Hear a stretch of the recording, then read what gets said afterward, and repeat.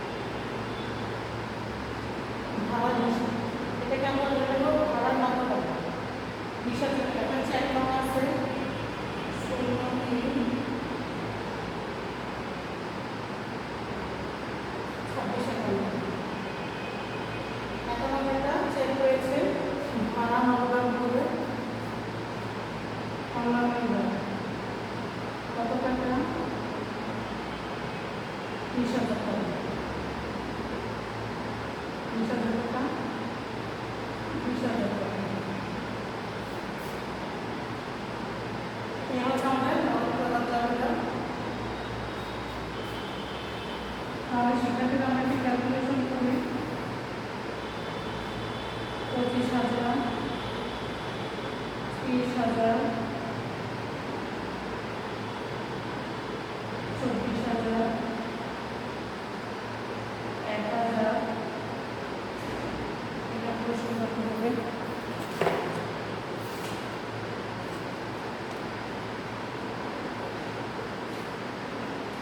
25,000 4,000 29,000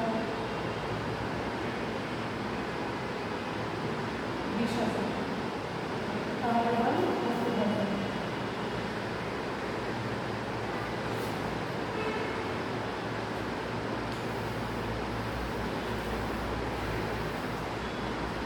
তোমাদের মধ্যে তৈরি করে দিই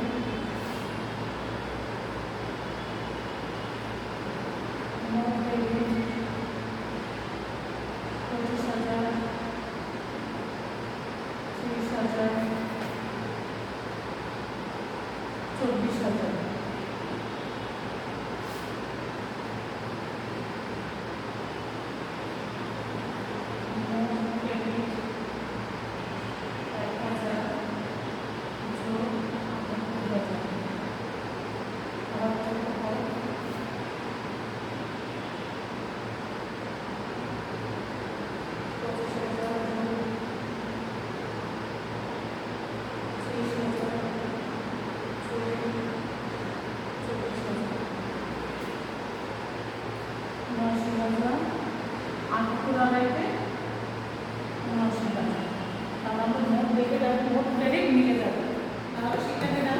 আশা করছি তোমরা পুরো ক্লাসটা সুন্দরভাবে উপভোগ করতে পেরেছ। তোমাদেরকে অনেক ধন্যবাদ। ক্লাসগুলো ভালোভাবে দেখবে, অনুসরণ করবে। কোনো সমস্যা হলে অবশ্যই সাবজেক্ট টিচারের সাথে যোগাযোগ করবে। ছবিটা তুলে আমাদের মেসেঞ্জার গ্রুপ বা হোয়াটসঅ্যাপ গ্রুপে তোমরা পোস্ট করবে। যতটুকু সম্ভব হয় তোমাদের ক্লাসটা ভিডিও রেকর্ডিং করে ছাড়লে সুবিধা হয়। আর তাছাড়া তো অবশ্যই অঙ্কটা তুলে গ্রুপে পোস্ট করতে হবে। ধন্যবাদ, ভালো থাকো তোমরা। আল্লাহ হাফেজ।